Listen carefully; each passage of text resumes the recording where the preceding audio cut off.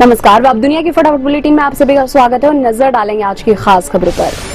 Sam Pitroda ने फिर दिया विवादास्पद बयान। उत्तर भारत के लोग अंग्रेज लगते हैं तो दक्षिण भारतीय अफ्रीकी, पूर्वी भारत के लोग चीनी लगते हैं तो पश्चिम भारतीय अरबी। सैम पित्रोदा के बयान पर भड़के पीएम मोदी, कहा आज मैं बहुत गुस्से में हूं, मुझे गाली दे लो मैं सहन कर लूंगा, लेकिन यदि देशवासियों को गाली दोगे तो मैं सहन नहीं करूंगा। सैम पित्रोदा द्वारा भारतीयों की तुलना अफ्रीकी, चीनी, अंग्रेज, अरबी लोगों से करने से बैकफुट पर आई कांग्रेस। पार्टी प्रवक्ता जयराम रमेश ने कहा पित्रोदा द्वारा की गई तुलना दुर्भाग्यपूर्ण और अस्वीकार्य है। इलाहाबाद हाई कोर्ट ने कहा इस्लाम धर्म को मानने वाला कोई भी व्यक्ति लिव इन में रहने का दावा नहीं कर सकता, खासकर तब जब पहले से उसकी कोई पत्नी जीवित हो। कोर्ट ने कहा मुसलमान जिन रीति रिवाज को मानते हैं वह उन्हें लिव इन रिलेशनशिप में रहने का अधिकार नहीं देता है। न्यायमूर्ति संजीव खन्ना ने कहा उच्चतम न्यायालय अरविंद केजरीवाल की अंतरिम जमानत को 10 मई को आदेश जारी कर सकता है। तिहाड़ जेल में बंद है दिल्ली के सीएम अरविंद केजरीवाल। शिरोमणि अकाली दल के अध्यक्ष सुखबीर सिंह बादल का दावा, मुख्यमंत्री भगवंत मान और गृह मंत्री अमित शाह एक हो चुके हैं। मान भाजपा के समर्थन से बनाएंगे नई पार्टी। प्रधानमंत्री नरेंद्र मोदी का आरोप, पिछले 5 सालों से सुबह उठते ही अंबानी और अडानी के नाम की माला जपने वाले कांग्रेस के शहजादे ने उनसे कितना माल उठाया है। जो लोकसभा चुनाव की घोषणा होते ही उन्हें गाली देना बंद कर दिया।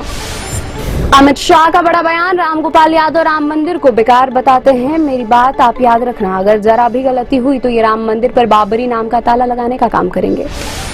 जंगल के आग मामले में उत्तराखंड सरकार ने सुप्रीम कोर्ट को बताया आग के मामले में 350 आपराधिक मामले हुए दर्ज, 62 व्यक्तियों को नामजद किया गया। शीर्ष अदालत ने सरकार से कहा क्लाउड सीडिंग और बारिश पर निर्भरता इसका समाधान नहीं है, आपको निवारक उपाय करने होंगे।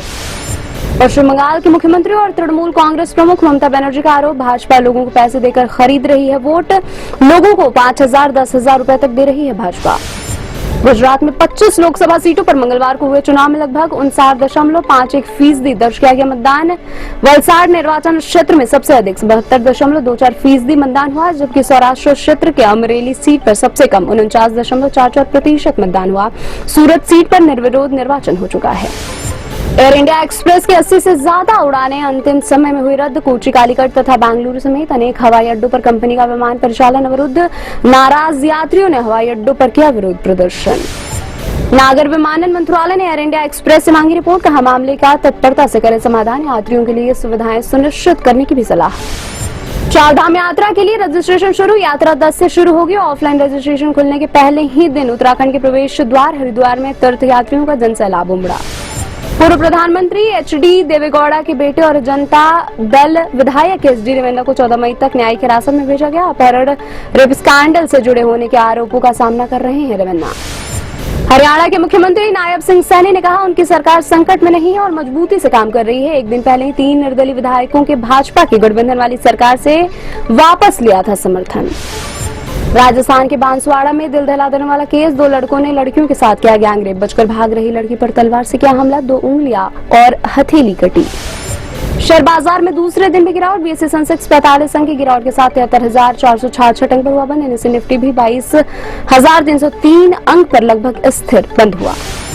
आदा शर्मा की film Bastar the Naxal story अब देगी ओटीटी पर दस्तक। 17 मई को डिजिटल प्लेटफॉर्म ZEE5 पर होगी रिलीज। सुदीप्तो सेन ने किया है फिल्म का निर्देशन।